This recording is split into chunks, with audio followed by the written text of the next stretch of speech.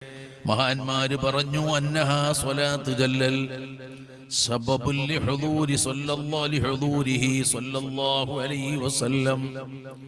മുത്തുനബി സ്വല്ലല്ലാഹു അലൈഹി വസല്ലം തങ്ങൾ ഹാളിറാവാൻ, അവിടുത്തെ സാന്നിധ്യമുണ്ടാകാൻ കാരണമാണ്.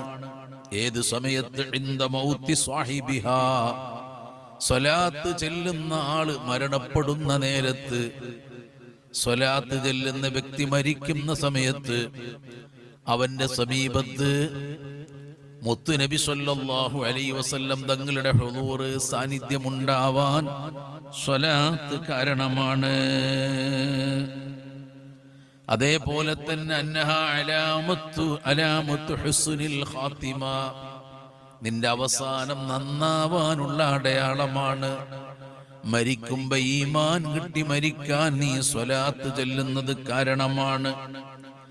അല വത്തഫഖു അല അന്ന കത്റത സ്വലാത്തി അല നബി സ്വല്ലല്ലാഹു അലൈഹി വസല്ലം മിൻ അലാമാതി ഹുസ്നിൽ ഖാത്തിമ.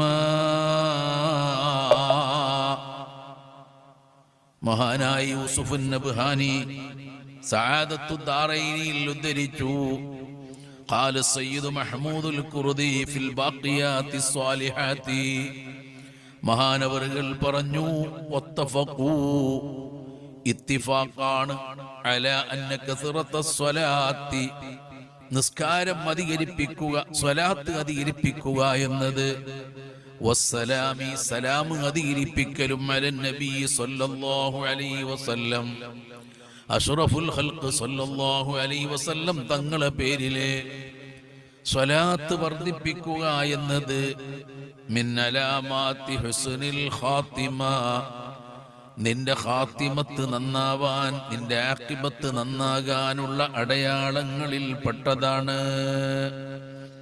മഹാന്മാര് ചൊല്ലിയല്ലോ, ഇദാ അൻത അക്സർത സ്വലാത്ത അലല്ലദി صلى عليه الله في الآيات وجعلتها وردا عليك محتما لاحت عليك دلائل الخيرات. അല്ലാഹു നമുക്ക് സ്വലാത്ത് എന്നും ചൊല്ലാനും, സ്വലാത്ത് വർദ്ധിപ്പിക്കാനും, സ്വലാത്ത് പെരുപ്പിക്കുവാനും, ആ സ്വലാത്തിൽ ആനന്ദവും അനുഭൂതിയും കണ്ടെത്തുവാനും റബ്ബ് തആല നമുക്ക് മുഴുവനും തൗഫീഖ് നൽകുമാറാകട്ടെ.